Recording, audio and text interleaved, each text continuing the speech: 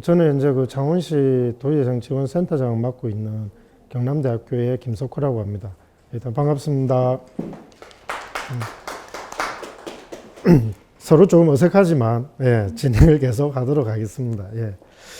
먼저 그 사회적 경제라는 말을 좀 말씀을 갖다가 드리고 시작을 해야 되는데, 이 사회적 경제가 보시면 좀 이게 말이 좀 어려워요. 그 이유가 아직 사회적 경제는 그 학문적으로 뭐 이렇게 정의된 영역은 아닙니다. 그냥 대강 이렇다, 이런 활동들이 있다, 이런 정도로 지금 논의가 되고 있는 거고, 어느 누군가 확실하게 딱 뭐 정의를 갖다 내려가지고 사회적 경제는 무엇이다, 아직은 이 정도 수준은 아닙니다. 그래서 이 사회적 경제는 국가마다 그리고 사회마다 전부 다 개인마다 해석하는 게 좀 다릅니다.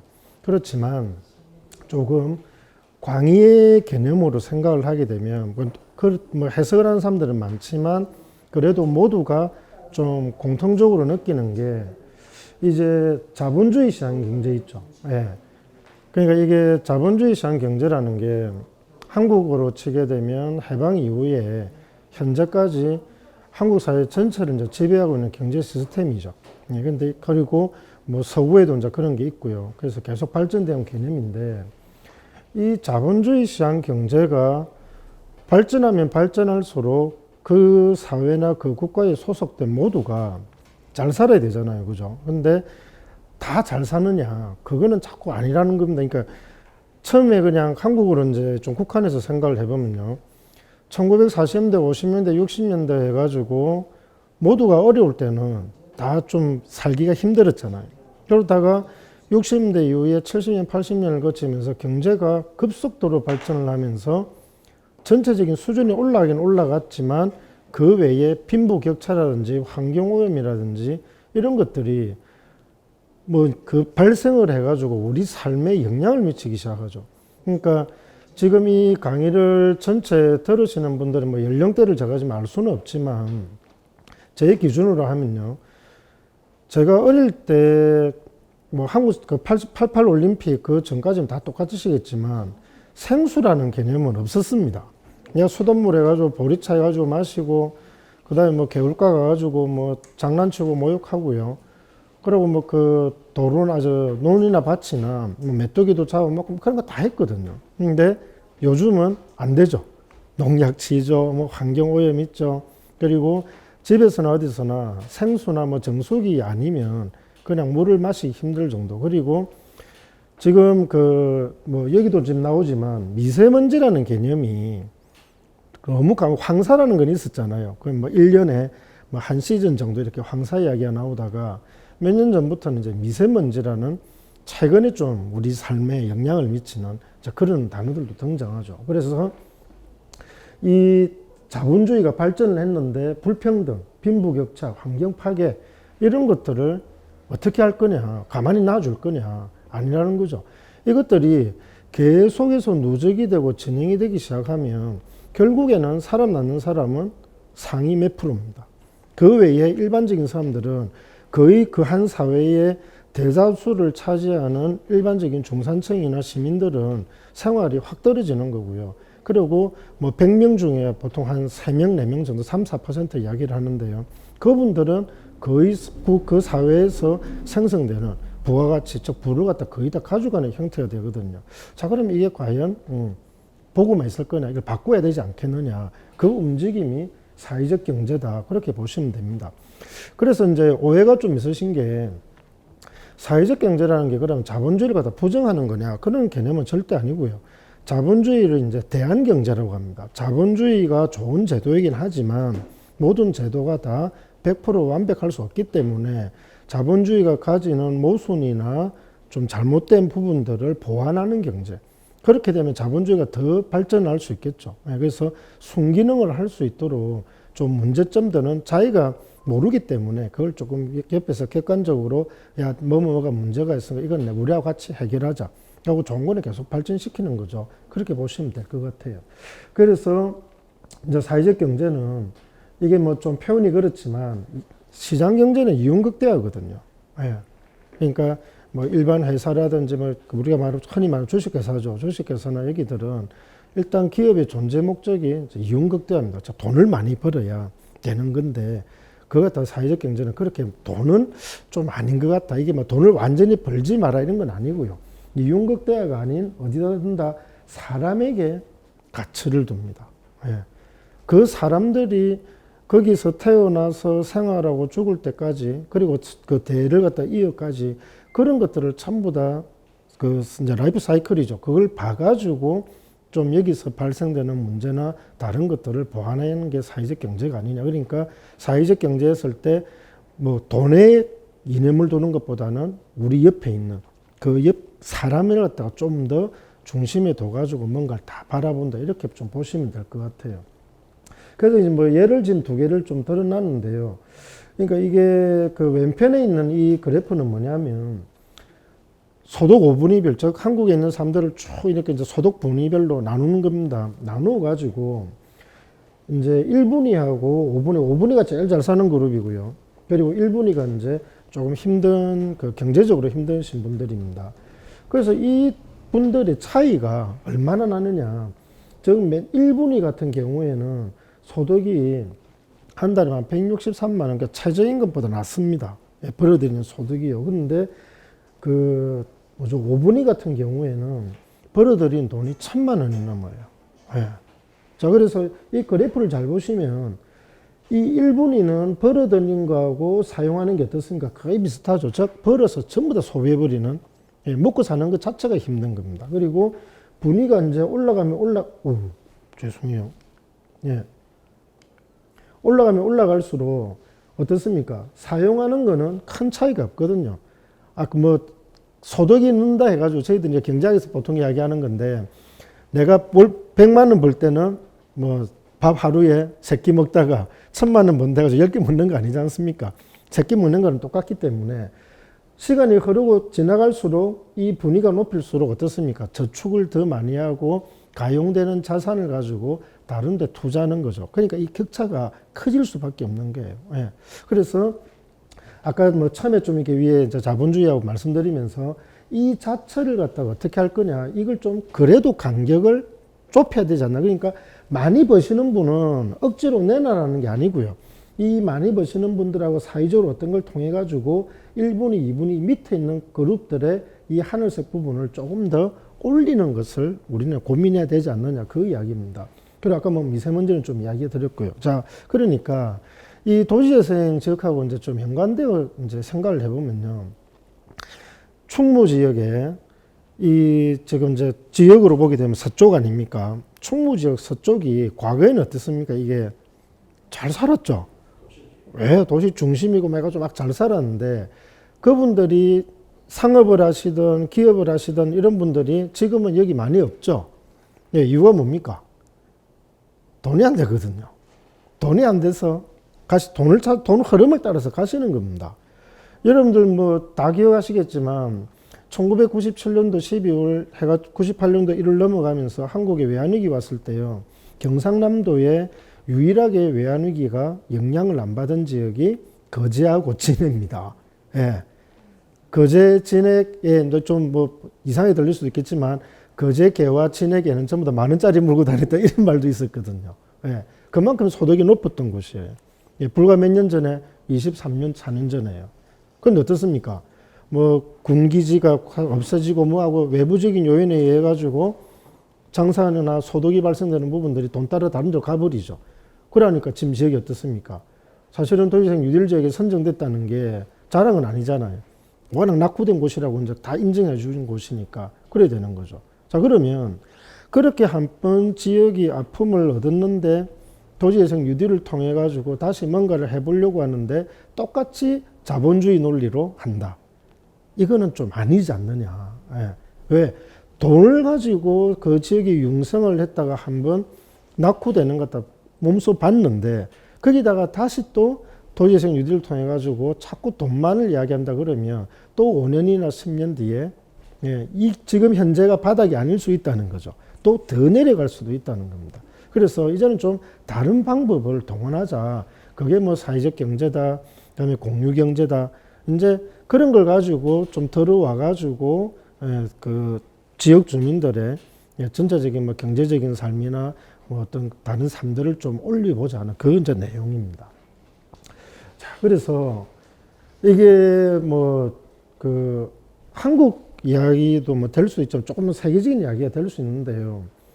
지네만 그런 건 아닙니다. 사실은요. 이 보면 이제 그 태어나서부터요. 이렇게 태어나서부터 이제 노인까지 이 삶의 전체 사이클을 보게 되면 한국이 좀 어떠냐면 출산율은 OECD 국가 중에서도 아마 제일 낮을 겁니다. 전 세계에서도 낮은 그룹입니다. 그리고 어린이 때 초등학생, 중학생들의 행복 지수가 제일 낮습니다.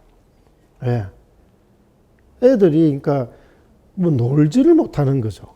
예. 어디 뭐 하는 거 다 학원 가야 되고 학원은 뭐 하루에 3개, 4개 가야 되고 지금은 이제 중학교 그 아마 기말고사 시즌인데요. 지금 제 딸이 이제 내일 시험을 치는데 친구들끼리 막 이야기를 들어보면 막 새벽 3시까지 했대, 4시까지 했대.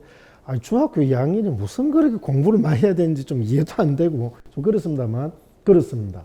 그리고 고등교육은 1입니다. 예, 사교육 있죠. 예, 좋은 대학을 나야 돼. 그래야 뭐 사람이 뭐리 됩니까? 뭐 아주 표현이 좀 이렇게 거칠지만 뭐 사람다운 삶이가 돈 많이 벌어. 막 이렇게 해가지고 사교육 기장. 그리고 고등학교쯤 되면 이제 뭐 고성급 지금 며칠 전에 수능을 쳤지만 그 전까지는 어서 지옥이지 않습니까? 예, 그죠. 그래야 되는 거고요. 그래가지고 이제 뭐 대학까지 나왔습니다. 그러고 이제 일을 하는 거죠. 일하는데 어떠느냐?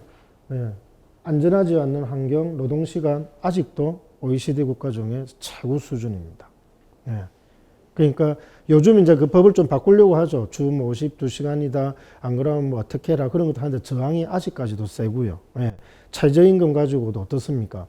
최저임금을 뭐 조금 올리려고 하면 반대가 심하잖아요. 근데 뭐 그 국가 전체적인 이제 GNP 좀 차이도 있지만 대부분의 선진국에서는 시간당 임금이 10,000원이 좀 넘어가는 곳이 많거든요. 그리고 가까운 일본만 해도 청년이 뭐 다른 걸 준비하면서 편의점에서 한 달 동안 알바만 해도 자기가 한 달을 갖다 편안하게 먹고 삽니다. 기본적인 거 먹고 살아요. 그런데 한국은 아니죠. 하나만 가지고는 아직도 조금 힘든 그런 게 있습니다. 그리고 안전하지 않은 환경은 요즘 아주 많이 좀 대두가 되는데 산업재해에서 있지 않습니까? 이렇게 산업재해로 돌아가시는 분들이 숫자가 아마 1,000몇백 명 되실 겁니다. 그만큼 좀 힘든 환경이 있는 거죠. 예.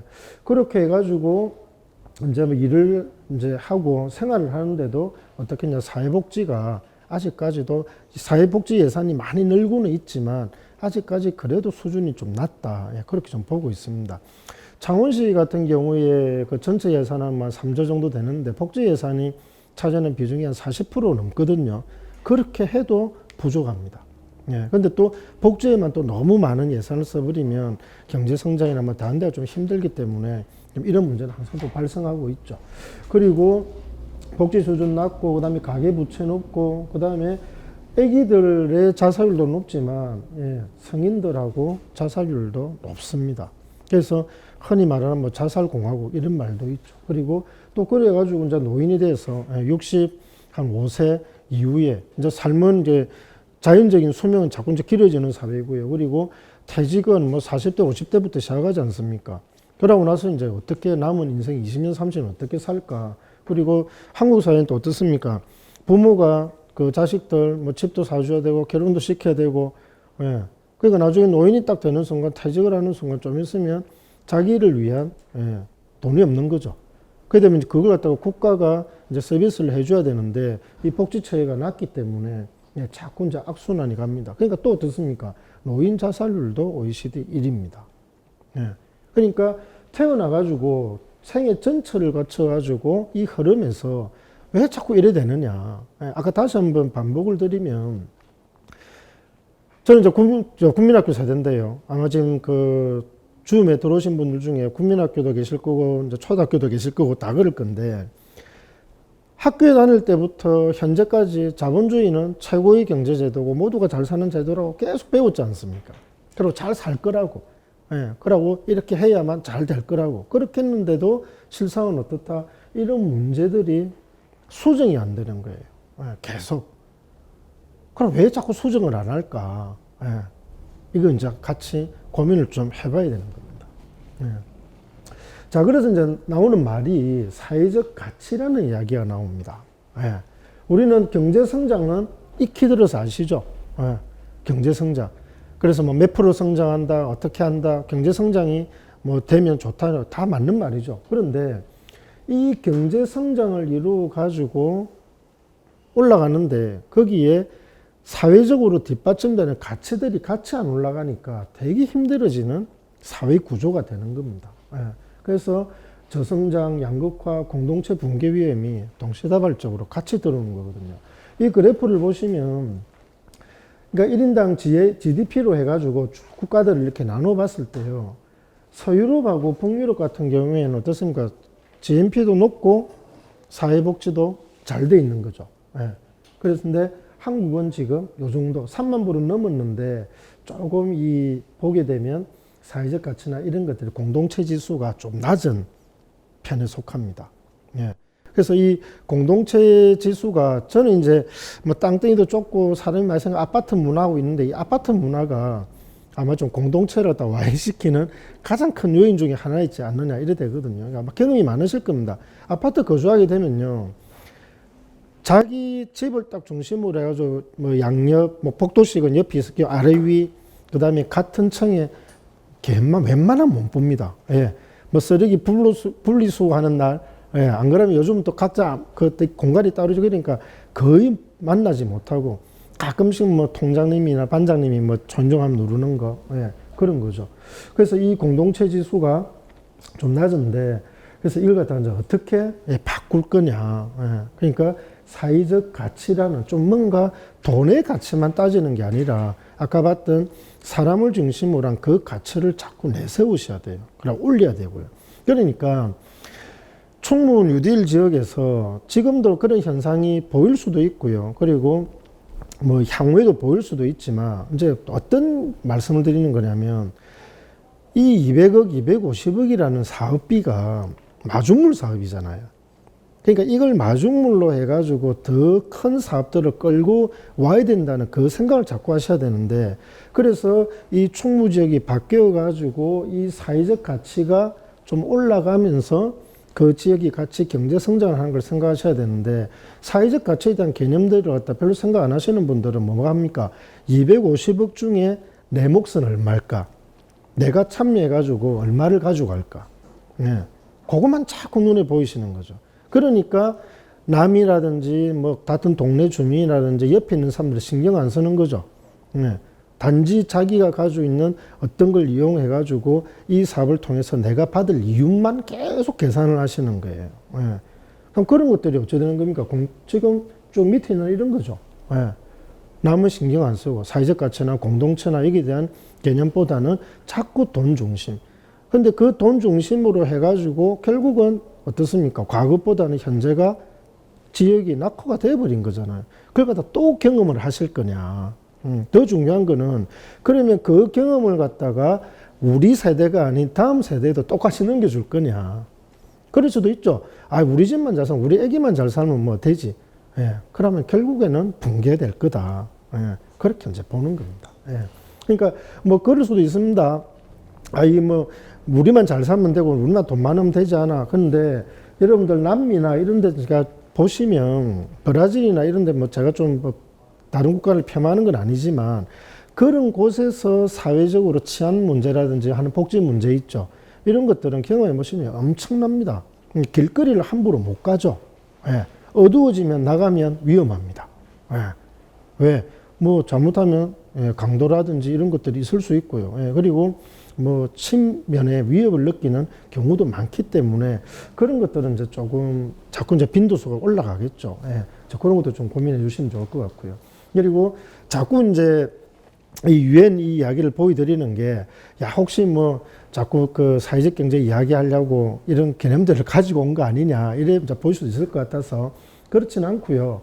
이 유엔에서 이제 이제 지구적으로 지속 가능한 이제 발전 목표, 인간과 생태계가 유지되는 차원에서 그러면 지속 가능한 경제 성장을 하기 위해서는 뭐가 있느냐. 그래서 17가지 이제 목표를 제시를 해요. 그래서 이 유엔에서 보시면 환경보전, 빈곤, 성평등, 즉 이러한 사회를 가치를 구현하는 것이 기반이 되어야 어떻게 경제 성장이 돼도 그 경제 성장에서 이루어낸 결실들을 그 계시는 국민들이나 주민들이 충분히 향유할 수 있다. 좀 이렇게 보는 것 같습니다. 예. 자, 그래서 이 그래프는 이제 몇 번 보신 분들도 계실 건데요. 이제 아까 앞에서 말씀드렸던 비슷한 이야기입니다. 지금 현재 진해는 여러분들 초기 단계도 아니고요. 예, 도시 이제 가속화 단계도 아니고요. 벌써 종착 단계를 넘어섰습니다.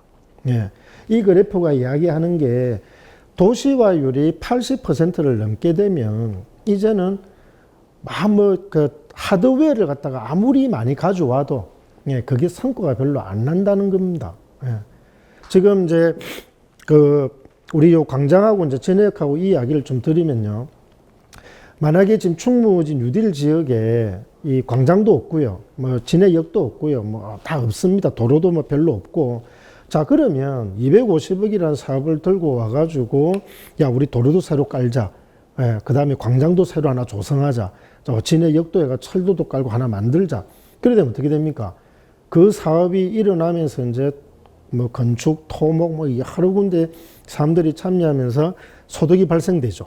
부가가치가 올라가는 거예요. 그런데 그거는 언제 도시화율이 낮은 단계, 이 낮은 단계는 그게 가능해요. 그런데 도시화율이 80%가 넘어가 버리면요.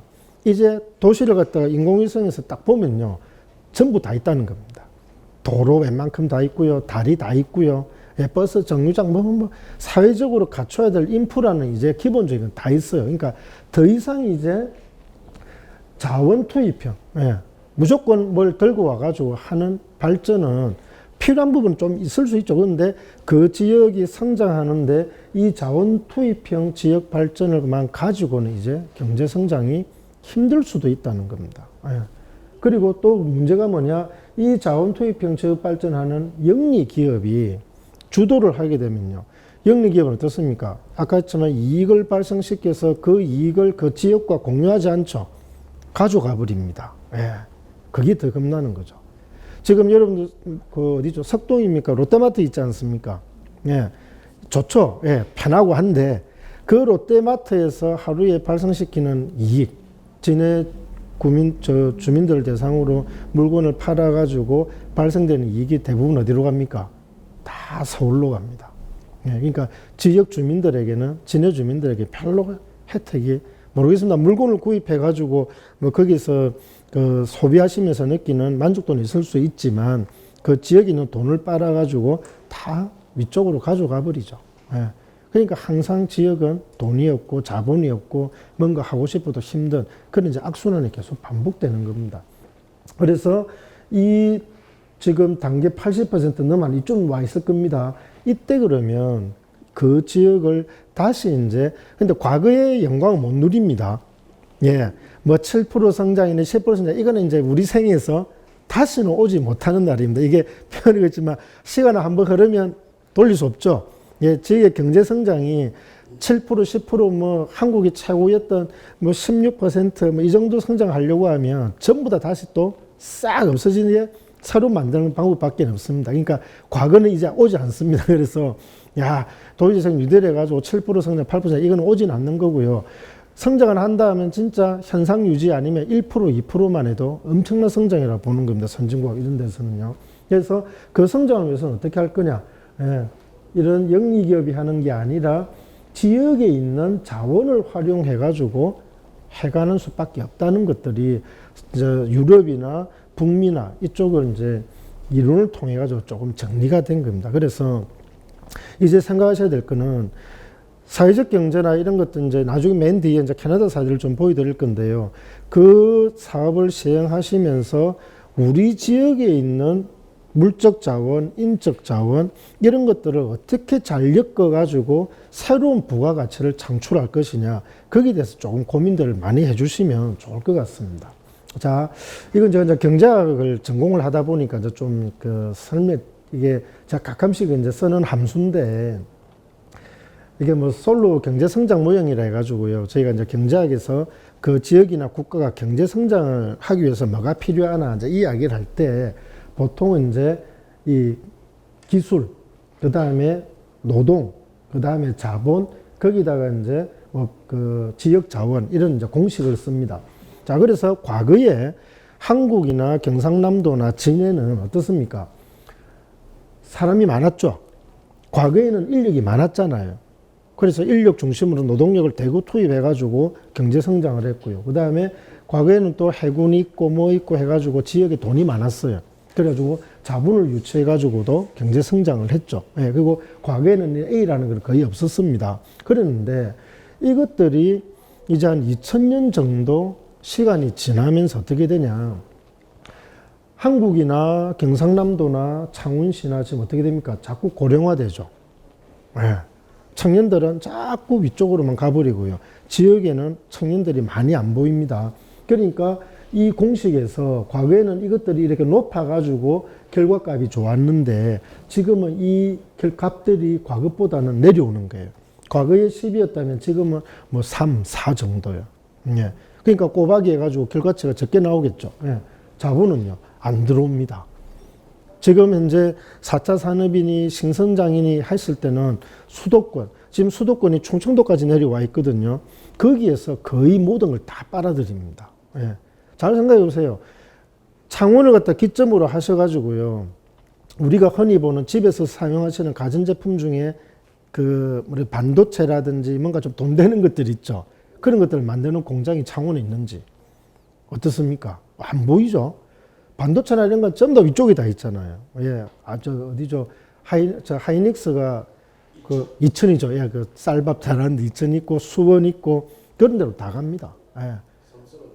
그쵸. 예. 그러니까 이게 자본이나 그 다음에 그런 것들 하는 사람이나 그리고 그러한 것들을 올리는 기술 수준 이런 것들은 지금 밑에 지역은 거의 다 다운돼 버리죠. 예. 그러니까 창원이 과거에 60년대, 70년대, 80년대, 90년대까지는 사실은 이것들 중에서는 톱이었어요. 예. 그때는 뭡니까? 기계공업이다, 방산이다 해가지고, 뭐 만드는 거 있잖아요. 그래서 사람 붙여가지고 딱 해가지고 뭐 만들어 나갔는데, 이제 그게 누구한테 뺏기는 겁니까? 중국, 동남아, 저기서 물밀듯이 들어오죠. 예. 한국이 성장해가지고 일본이나 유럽이나 저쪽이 다 그 산업이 붕괴되듯이 이제 사이클이 도는 겁니다. 자, 이렇게 되니까 지금 그럼 경제 성장을 할 수 있는 마지막 남은 건 뭐냐? 이거죠. 지역 자원입니다. 예. 이 지역 상수화되는 이 지역 자원이 내려가는 것들을 받쳐주지 않으면 그냥 값은 영원히 계속 마이너스로 떨어진다는 겁니다. 예. 그래서 지금 현재 창원요, 경계 진짜 어렵습니다. 예. 지금 창원 국가산업단지, 예. 계속 감소하고 있고요. 마산 수출 자유지역 10% 이상 떨어졌고요. 마산 지역이 여러분들 딱 보시면 아직 좀 표현이 좀 그렇지만 낙후 속도가 확 빨라졌던 게 그 한일합섬이 있지 않습니까? 타고 수출 자유지역에서 다 나갔잖아요. 소니 뭐 로켓 다 나가고 한일합섬이 어때요? 확 무너지니까 없어지니까 지역이 그냥 쑥 내려앉잖아요. 예. 그러면 그걸 갖다가 받쳐줄 다른 타 산업이나 이런 것들을 그 조짐이 보였을 때 같이 키워줬어야 되는데 그걸 못한 거죠. 그럼 또 대표적인 곳이 거제입니다. 거제가 여러분들 좀 믿기 힘드시겠지만 제가 20년 전에 거제시에서 하는 토론회에서 이야기했던 토론적이 요지가 뭐였냐면 조선산업은 오래 못 간다. 항상 끝은 있다. 그래서 관광이라든지 뭔가 다른 산업을 키우셔야 된다. 20년 전에 한 이야기입니다. 그런데 그때 분위기가 어땠냐면 저 혼자 그 공동이 제기됐습니다. 왜 조선산업 잘 되고 있고 막 너무 좋은데 왜 이상하게 와가지고 거제 시민도 아닌 사람이 뭐 거제시 경제를 뭐라 하냐지만 어때요? 결국은 가면 떨어지는 게 산업이거든요. 산업이나 이런 것들은 다 생명주의가 있기 때문에 끝까지 안 갑니다. 한국의 조선산업 어떻습니까? 중국하고 지금 거의 가잖아요. 중국에서 어차피 시간이 흐르면 LNG나 그 다음에 뭐 이런 걸 기술을 배우게 돼 있거든요. 그러다 나중에 어떻게 할 거냐. 똑같은 이야기죠. 그래서 이러한 그 모형을 봤을 때도 다 지금 뭔가 안 좋은 상태에서 지역을 바꾸기 위한 혁신 역량과 그다음 지역 자원 이 두 개를 갖다가 어떻게 하냐에 따라서 결과값이 달라질 수 있다. 이 개념들을 좀 넣으시면 좋겠어요. 그러니까 그 혹시 저희 그 도시재생 뉴딜 지역 갖다가 프로그램을 돌리나 강의를 할 때 자꾸 이제 반복되는 것들이 문화나 뭐나 조금 들어보지 못하셨던 것 프로그램들 많이 가져오잖아요. 그게 다 이유가 있는 게 이제는 뭐 제조업한다 해가지고는 성장을 못하기 때문에 청년들이나 이런 혁신 역량을 갖춘 사람들을 어떻게 지역에 유입할 거냐, 그리고 지역에 계신 분들도 이런 역량을 갖다가 어떻게 키울 거냐, 그리고 여기 있는 지역장을 어떻게 결부할 거냐. 그래서 뭐 문화를 한다, 독서를 한다, 뭘 해가지고 자꾸 프로그램 돌려보는 겁니다. 예. 그래서 어느 정도 수준이 이제 오르게 되면 그게 이 내려갔던 것만큼을 상쇄하고 더 올릴 수 있는 거죠. 예. 그렇게 좀 봐주시면 될 것 같아요.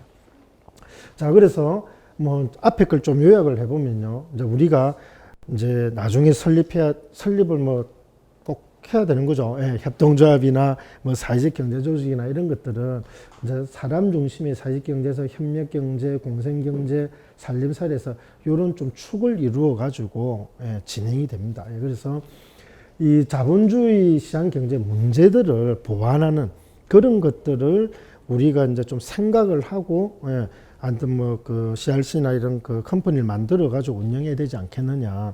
즉 그런 것들을 갖다가 지역 지주 회사를 세우든지 뭘 할 때 관점이 야, 돈 벌어야 돼. 그것보다는 돈은 안 벌어도 됩니다. 이제 이유는 제로만 돼도 돼요. 제가 항상 강조드리지만 일반적인 개념들이 사회적 경제 조직을 만들면 1,000원 벌어 가지고 900원만 써야 돼. 그럼 100원을 남겨야 돼. 그게 그냥 아니고요. 1,000원 벌어가지고 1,000원 다 쓰셔도 돼요. 그런데 1,000원을 다 쓰는데 그 1,000원을 누구에게 쓴다? 지역 주민에게 쓰시면 되거든요. 그러니까 지역 주민이 고용이 되고 지역에 있는 1차 산물을 사가지고 가공해서 팔리면 되는 거거든요. 그래서 그런 개념으로 좀 생각해 주시면, 그러니까 저 자본주의 가지고 이윤을 남기는 것보다는 그 회사나 그 시스템을 통해 가지고 지역에 그러한 사람들이 경험을 할 수 있고 뭔가 배울 수 있는 그런 역량들을 올리는 게 중요하다. 그렇게 생각하시면 좀 좋을 것 같습니다. 그러니까 도시재생 패러다임을 이제 뭐 다시 조금 말씀을 드리면 요 네 가지가 이제 돼 있는데요. 저희들하고 이제 좀 하는 게 삶의 질을 개선하고 이제 일자리를 만드는 요런 것들이 이제 패러다임이 변하는 겁니다. 그래서 현재까지도 그 도시재생 뭐 경상남도뿐만 아니라요. 전국적으로 도시재생 사업 뭐 계획서를 내보세요. 그다음에 뭐 좀 주민들하고 해서 뭘 제출하세요. 그러면 제일 많이 등장하는 게 아직도 주차장입니다. 예. 무조건 주차장 만들어 주세요. 그다음에 도로 넓혀 주세요. 예.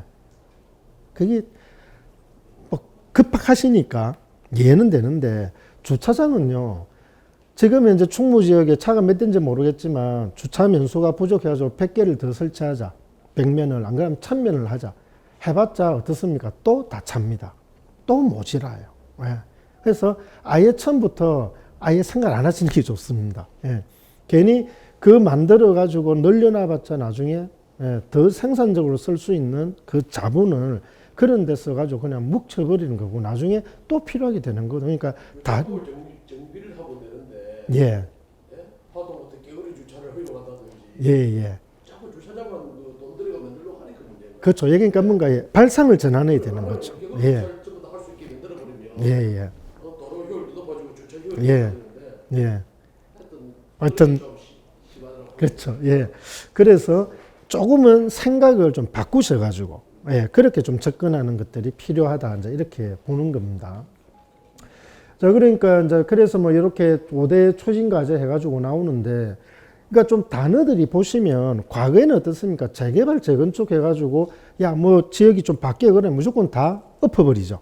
싹 지우고 난 다음에 새로 올리지 않습니까? 예. 새로 올리게 되면요. 그 지역에 있는 원주민은 다 가셔야 됩니다. 예. 그러니까 공동체가 완전히 붕괴되어 버립니다. 예. 그리고 더 좀 그 한 말이 여러분들 서울이나 뭐 지금 창원이나 다 마찬가지입니다. 재개발, 재건축하지 않습니까? 재개발, 재건축하게 되면 거기에 사시는 분들이 추가적인 자본을 가지고 와야 자기가 들어갈 수 있어요.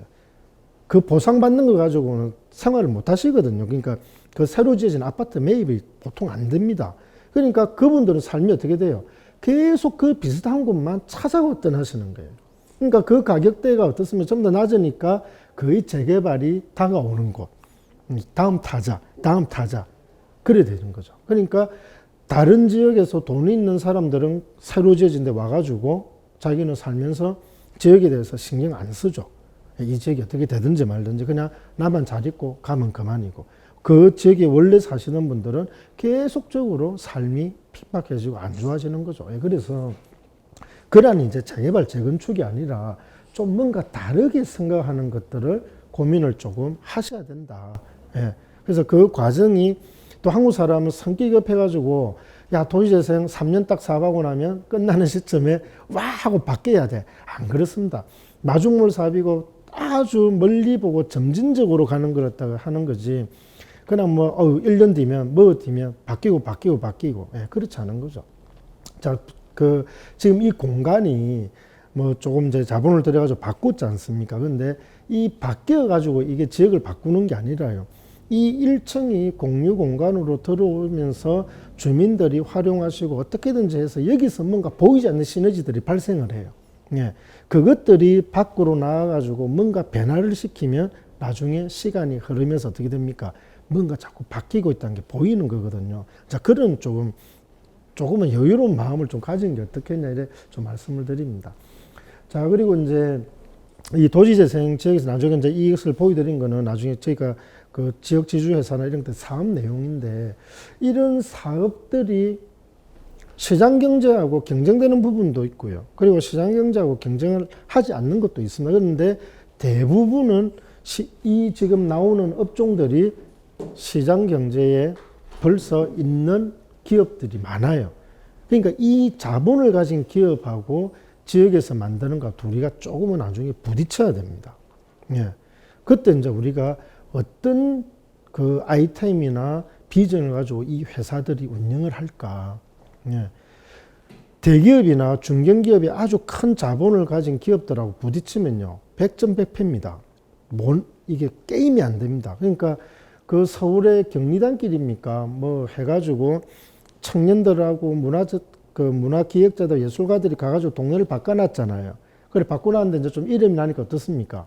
대기업들이 프랜차이즈 싹 들고 들어와가지고 다 쫓아내버리죠. 그래서 그 자기들만의 또 돈으로 이제 다 처발은 그런 걸 딱 만들어버리죠. 비슷한 겁니다. 그래서 어떤 개념들을 집어넣을까? 그리고 그러한 지역에 회사가 설정이 되었을 때 주민들이 어떻게 활용하고 어떻게 이용해 할 거냐. 그러니까 그 말은 뭡니까? 자기가 지역 주민으로서 필요한 부분들을 이 회사가 해결해 줘야 되잖아요. 그죠? 그에 되면 그 서비스를 이용할 거 아닙니까? 자, 그런 것들을 아예 회사 설립할 때부터 주민들하고 같이 가야지 그냥 몇몇 분이 이거 설립해야지 해가지고 잘못 설립해버리면 지역 주민하고 괴리가 멀어지고 일반 그 기업하고도 싸워야 되고, 그러니까 영 뭔가 안 좋은 거죠. 자, 그런 게 발생할 수 있다는 말씀 드립니다. 자, 그러면 운영 관리 같은 경우에는 뭐 이게 아마 제가 이렇게 넣어놨던 게 좀 주민 주도 조직이고 이제 이런 게 그 국비가, 그러니까 저희가 뭐 사회적 경제 기업으로 가든 안 가면 뉴딜 지역이 이렇게 사업 기간 동안 이때는 그 공공이 이렇게 좀 지원을 하지만 향후에는 어떻게 된다? 장기로 볼 때는 이제 지원은 한정돼 있습니다. 그래서 항상 기업이나 뭐 조직을 설립하실 때 우리 지원 기간이 끝나고 그 이후를 어떻게 할까? 그걸 항상 머리에 염두에 두고 어떤 조직을 만들고 운영해 가셔야 되지 않겠느냐, 그래 보는 거죠. 그러니까 지원을 받고 있으면요, 잘 몰라요. 내가 잘하는지 못하는지. 그리고 그 지원은 항상 갈 것 같은 생각이 듭니다. 그런데 다 말씀드렸지만 끝은 무조건 있습니다. 그럼 그 지원이 끝났을 때 이후는 어떻게 할까? 자, 그것도 고민해야 된다는 거죠. 자, 그래서 이제 그 사회적 경제 기업을 이제 소개시켜 드릴 건데, 오늘은 요까지만 있습니다 하고 끝낼 겁니다. 이런 기업들이. 그래서 다음 주에 이제 제 지금 생각에는 공유경제 있죠. 공유경제 개념을 좀 더 설명드리고, 이제 협동조합, 그 개념을 넘어갈 건데, 제가 이제 이 공유경제를 좀 설명드리는 거는 제가 지금 현재 경상남도 이제 공유경제위원회 위원장을 맡고 있거든요. 그리고 공유경제에 대해서는 한 10년 전부터 조금 이제 뭔가 공부를 좀 해오고 해가지고 사회적 경제 하면서 같이 한 겁니다. 그래서 현재 도에서 좀 생각하고 있는 거, 그리고 공유 기업이나 공유 경제를 위해서 좀 어떤 플랜을 가지고 있는지 그런 걸 좀 이제 말씀을 나눌 거고, 그리고 이제 우리가 나중에 만들어야 될 그런 이제 지역 지주회사나 기업들이 어떤 형태에 가면 좋겠느냐, 그건 이제 할 건데, 그게 이제 사회적 경제 기업인데, 이렇게 뭐 사회적 기업, 협동조합, 마을기업, 자활기업 네 가지 종류가 있습니다. 그런데 우리는 자활기업은 거의 해당 안 됩니다. 이거는 뭐 복지부 형태라고 생각하지 마시고, 마을기업 아니면 협동조합 요 세 개, 사회적 기업 요 세 개를 이제 생각을 할 건데, 이 마을기업하고 사회적 기업을 설립하기 위해서는 법인이 필요하거든요. 그 법인 형태는 협동조합으로 만드시는 게 가장 좋지 않겠느냐, 이렇게 이제 권고를 드리는 겁니다. 그래서 여기에 대해 각 이제 그 사회적 경제 조직의 개별 조직에 관해서는 다음 주에 좀 자세히, 다음 주부터 자세히 좀 설명을 드리겠습니다.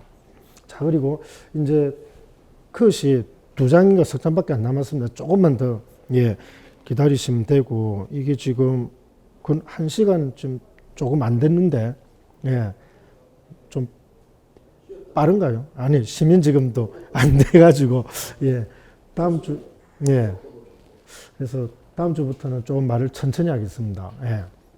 자, 이제 이게 캐나다 퀘벡이라는 곳을 이렇게 지금 소개를 지금 해드리는 건데요. 이 캐나다 퀘벡은, 이걸 왜 제가 이제 이 말씀 드리냐면, 전 세계적으로 사회적 경제가 좀 대표적으로 잘 된 곳이 이제 스페인의 몬드라곤, 스페인의 몬드라곤하고 이제 이탈리아의 저기 어디죠, 저 밀라노 그 뭐였지? 볼로나, 볼로나 죄송합니다. 볼로나하고 그다음에 영국하고 마지막으로 이 캐나다의 퀘벡, 이렇게 네 가지를 보통 이야기하는데, 타 지역은 사실은 이 사회적 경제 조직이 정부나 지역 사회하고 밀접도가 퀘벡보다는 조금 떨어집니다. 다른 민족적인 게 있지 않습니까? 뭐 그런 것도 좀 있고요. 그리고 이 퀘벡이 조금 독특해요.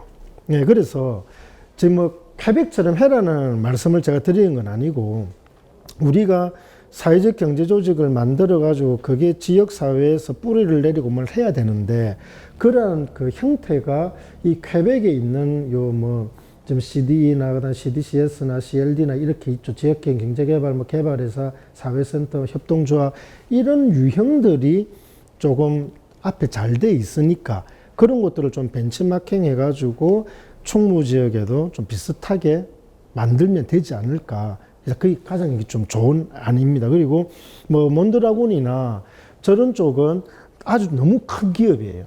그리고 큰 기업 집단들이 이렇게 많이 뭉치고 하기 때문에, 그리고 만약에 몬드라곤 모델을 창원에, 진해에 가져온다면 아예 진해 전체를 보고 설정을 해야 됩니다.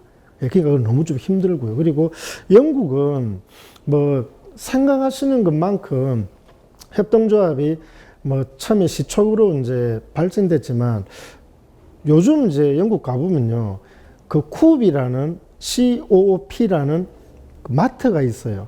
그러니까 영국 시민들이 지금 어떻게 생각하냐면, 쿱하면 그거 마트 이름이지 하지 협동조합이라 생각을 잘 안 합니다. 그래서 조금은 또 좀 떨어져 있는 것 같고요. 이탈리아도 볼로나나 이런 데만 조금 한정돼 있지 좀 그렇습니다. 근데 그래도 조금 이제 퀘벡보다는 그래도 좀 나은 데가 스페인이고요. 스페인은 학교협동조합이나 영국도 학교협동조합은 있지만, 그래도 스페인은 위에 이제 몬드라곤부터 해가지고 중부 지역에 농업협동조합, 그런 거 밑에 아프리카 이제 다른 맨 밑에 쪽요, 그쪽은 또 관광이라든지 이런 것들이 좀 협동조합이 그래도 좀 낫고요. 하지만 시스템이나 한 지역을 작게 잘라가지고 보게 되면 그래도 퀘벡 지역이 가장 좀 파워풀한 그 시스템을 가지고 있지 않냐, 그래 보는 겁니다.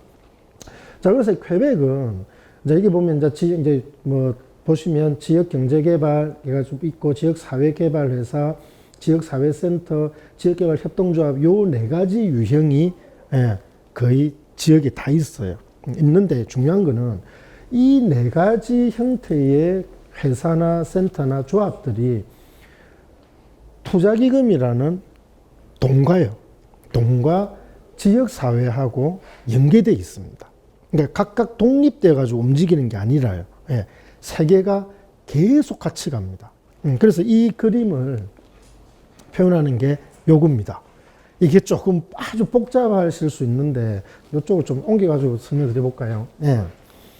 자, 여기 보면 이제 퀘벡의 주정부예요. 예, 주정부 우리 창원으로 치게 되면 창원시입니다. 창원시에 뭐 고용을 담당하는 부서가 있을 거고요. 그리고 이제 그 경제를 담당하는 부서가 있을 거 아닙니까?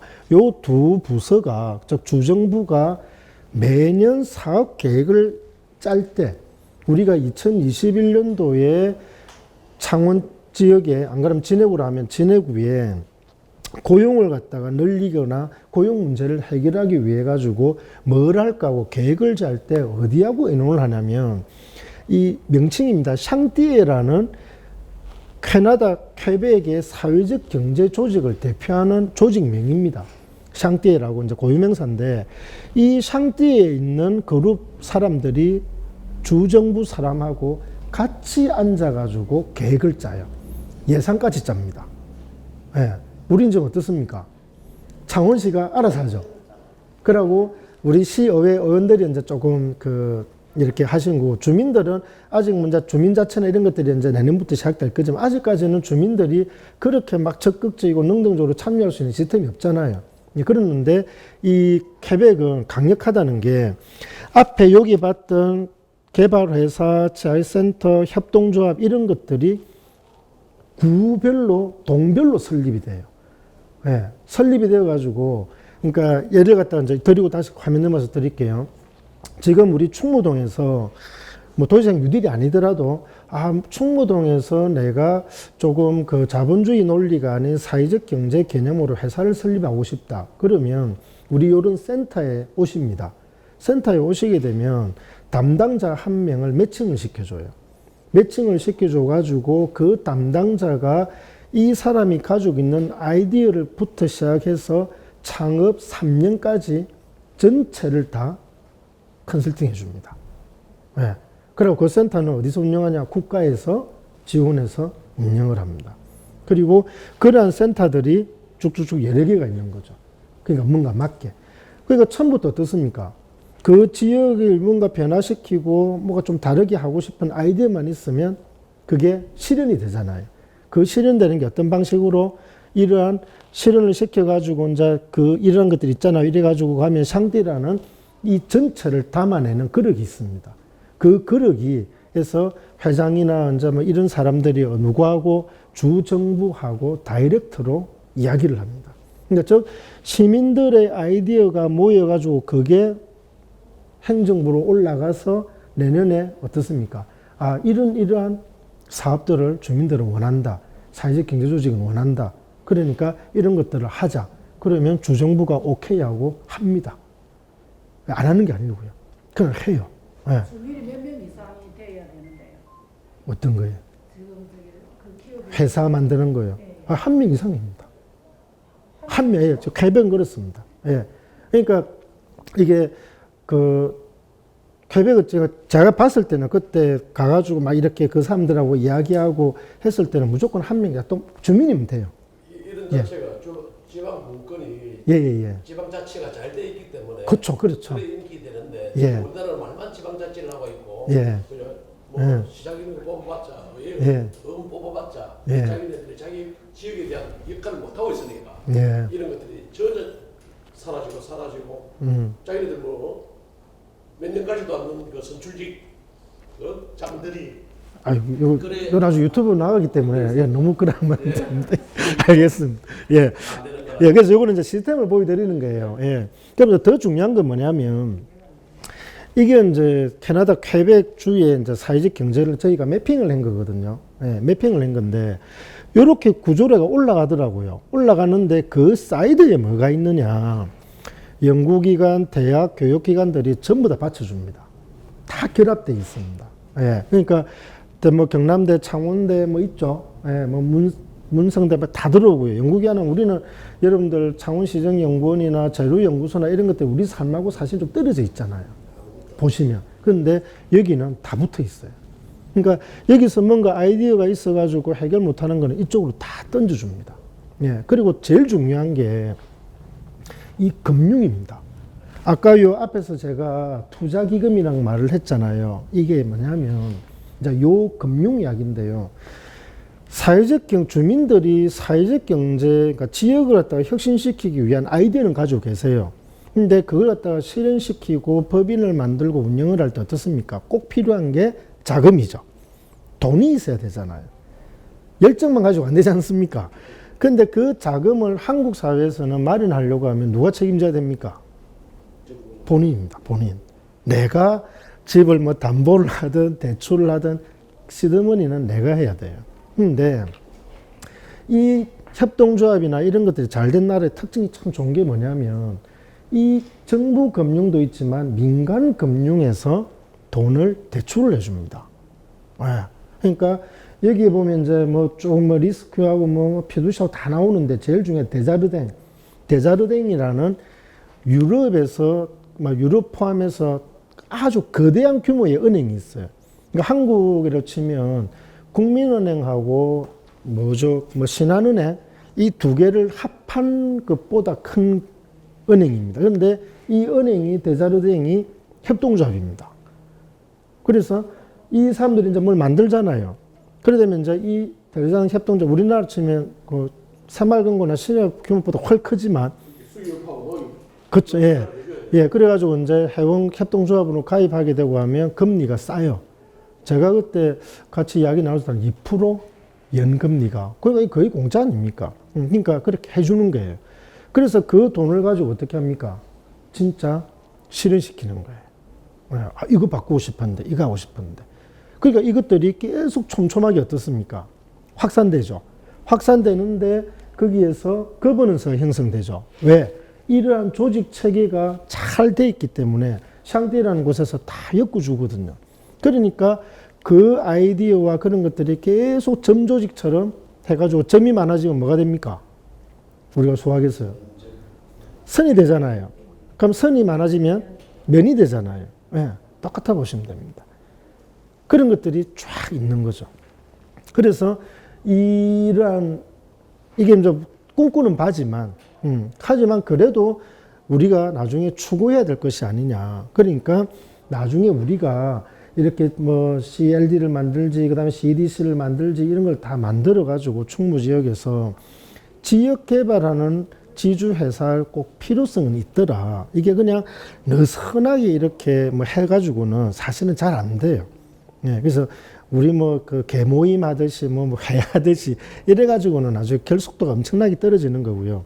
뭔가 조직을 하나 만드는데 그 조직은 뭐 영리가 아닌 좀 사회적 가치라든지 뭐 지역을 좀 우선으로 두는 그러한 것들을 좀 바탕에 둬가지고 좀 나가시고 그 나오고 나중에 아직은 한국은 좀 약하지만 그래도 경상남도가 사회적 경제 기금을 이제 내년부터 출범시키거든요. 사회적 경제 기금을 이제 출범을 시킵니다. 그래서 그런 것들이 이제 시도가 되고 있기 때문에 그런 거와 같이 연계되어 가지고 가면 어떻겠느냐. 예, 그렇게 보는 거죠. 그런 식으로 해서 점차적으로 이제 가게 되면 이게 그 사업은 끝나더라도 뉴딜 사업은 끝나지만 거기에서 이제 뭐가 남습니까? 조직이 남을 거고요. 그다음에 이 회사, 그러니까 이 지역 개발 회사가 남을 거고요. 그리고 그 몇 년 동안 해왔던 네트워크 있지 않습니까? 이 거버넌스가 시스템이 남기 때문에 그걸 가지고 새롭게 뭔가를 하는 거죠. 예. 그러니까 다시 좀 올라가면 이 사람과 자본 같은 경우에는 올리기가 너무 힘들어요. 네, 이거는 그냥 지금 현재 상태에서 고정이라 더 이상 안 내려가게끔만 정부 정책적으로 알아서 해주시는 거고 이 역량과 지역 자본이 플러스 알파와 A를 갖다가 누가 지역 주민분들이 맡아서 해주셔야 되는 거지 A와 이 그 시험화까지 지역 자본까지 다 정부에서 해달라 이건 안 된다는 겁니다. 네. 그러니까 우리가 할 몫은 두 개는 어떻게 우리가 하고 그 다음에 요 두 개는 또 정책적으로 하고 그렇게 되면 지역 성장은 예, 조금씩이나마 올라가지 않겠느냐 그래 보는 거거든요. 예. 자, 여러분 퀘벡이 과거에는 엄청 잘 살았습니다. 퀘벡 지역이요. 그러니까 여러분 몬트리올 올림픽 했던 게 캐나다 퀘벡역이거든요. 그 운하하고 해가지고 그 이제 캐나다가 퀘벡주가 뉴욕에서 쭉 올라가면 그 직선인데 그쪽인데 잘 살다가 경제가 확 떨어져요. 예. 그 떨어지면서 지역 주민들이 어떻습니까? 다 한국 그 IMF처럼 한번 휘청했거든요. 그러고 나서 이 사람들이 뭐 할래 하다서 찾아낸 게 사회적 경제입니다. 그래서 거기서 만든 게 샹띠에고요. 야, 우리가 그냥 점조직으로만 있어가지고는 안 되겠더라. 우리 전체를 엮어주는 뭘 만들자. 그래서 먼저 시간은 좀 걸렸지만 그렇게 나왔던 거고 또 이런 협동조합들이 기반이 좀 받쳐주고 있었고요. 예, 그래서 이런 좀 다양한 사회적 경제 조직들이 주정부와 이런 행정하고 결합되는 순간 그 파워가 엄청나게 커지더라. 그래서 그것들이 이제 계속 지속적으로 가다 보니까 좀 더 좋아지더라. 이제 이렇게 좀 생각하시면 될 것 같아요. 자, 그래서 이 사회적 경제는요, 사실은 한국은 아직 엄청나게 낮습니다. 사회적 경제가 차지하는 비중이요. 그런데 유럽처럼 지속 가능한 경제 규모인 5% 정도까지만 성장하면 어느 정도 기반이 다 닦여요. 그러니까 엄청난 성장이라고 보시면 됩니다. 그래서 저 어떻습니까? 아직 1%도 안 되기 때문에 5%를 목표에 두고 하게 되면 아직은 할 만한 것이라는 겁니다. 이게 딱 끊기는 게 아니라요. 계속 가는 그거라는 거죠. 예. 자, 그래서 혹자는 또 이렇게 말씀하십니다. 도시재생 사업 혹시 이 정부 끝나면 그만두는 거 아닙니까? 근데 안 끝납니다. 지금 서울에 여러분들 이게 좀 뭐 개인적인 거라서 좀 죄송할 수도 있지만 어제도 이제 그 창원의 최영도 의원하고 통화를 좀 했는데 도시재생에 관심이 되게 많습니다. 여당 의원이든 야당 의원이든 도시재생은 정말 필요하다고 다 느껴요. 그리고 사회적 경제 파트도 필요성을 알고 있습니다. 그러니까 이게 이제 이 정부 하니까 끝난다 그게 아니고요. 계속 형태는 좀 바뀔지 이름 바뀌어서 사업은 계속 가요. 그러면 그 사업이 계속 갈 때 주민들이 주도가 되고 주초가 되는 사업이면 사회적 경제 개념은 같이 들어갑니다. 그래서 이게 뭐 5년 하다가 3년 하다가 그만두는 사업이 아니라 사회적 경제는 벌써 노무현 대통령 말기부터 해가지고 제일 빛을 발한 게 이명박 대통령 아닙니까? 그때부터 계속 해오고 있는 제도거든요. 그러니까 이런 것도 좀 보시면 한 뭐 5%가 너무 좀 멀다 그러면 최소 2배 되는 2% 아니면 3%까지라도 좀 그 전망이 있기 때문에 요 진해 지역에서 조금 이렇게 관심을 가져 보주시고 그리고 그 나중에 다음 주에 보게 될 우리 공유경제나 협동조합 이제 하고 나면 실무적으로 협동조합을 어떻게 설립하는지 그리고 이제 일반 협동조합 설립 방법, 사회적 협동조합 설립 방법에 대해서 설명을 드릴 거예요. 그리고 드리고 나서 뭐 맨 마지막 시간에는 좀 뭐 도시재생이나 이런 좀 사례들 있죠. 그래서 좀 지역을 갖다 중심에 둬가지고 좀 잘하고 있는 사례들을 좀 설명을 드릴 거라서 조금은 이제 좀 길게 좀 봐주시고 그리고 꼭 뭐 이걸 갖다가 수업을 들었다 해가지고 뭐 그 만드시라는 건 아니지만 이왕 하실 것 같으면 뭐 지역 개발의 지주회사 같은 형태를 하나 가지고 계셔가지고 거기에 참여하시는 것도 나쁘진 않더라. 사례를 좀 많이 찾아보고 또 뭐 다녀보고 이렇게 해보니까 그런 중심점이 되는 게 하나가 있어야 그걸 가지고 주민들의 혜택을 보시는 거지. 그 정부, 그러니까 창원시 도시재생센터가 계속 여기 있으면 좋겠어요. 안 그러면 충무센터 여기 있으면 계속 좋겠어요. 이거는 한시적인 기구입니다. 영원히 충무센터 같은 경우에는 법적으로 오래 못 갑니다. 그래서 이 센터를 갖다가 뭐 CRC로 바꾸든지 어떻게 할 때 뭐 주민들이 참여하시든지 안 그러면 주민들이 만드신 CRC가 이 센터를 갖다가 유지 관리 운영을 하시든지 어떤 식이든지 그 방안을 찾아야 되는 거겠죠. 그래서 오늘은 요 정도로 하고 일단 뭐 2탄, 3탄, 4탄까지 좀 있어가지고 그 이렇게 설립이라든지 뭐 운영 방식이라든지 이게 그 뭐죠 미치는 영향 지역 사회에서 그런 것들에 대해서 좀 설명을 드리고 그리고 좀 개인적인 좀 죄송한 말인데 강의할 때 좀 발음이 세죠 가끔씩 좀 셉니다. 이게 지금 어금니가 발치를 해가지고요 저도 지금 느낍니다. 지금 뭔가 특정 단어를 이야기 좀 바람이 쐰다 느끼는데 할 수 없습니다. 임플란트를 3개월 뒤에 하기 때문에 그 남은 기간 동안은 조금 이렇게 듣기 좀 거부가셔도 이해를 좀 부탁드리겠습니다. 예, 그럼 오늘은 이 정도까지 하겠습니다. 예, 수고하셨습니다.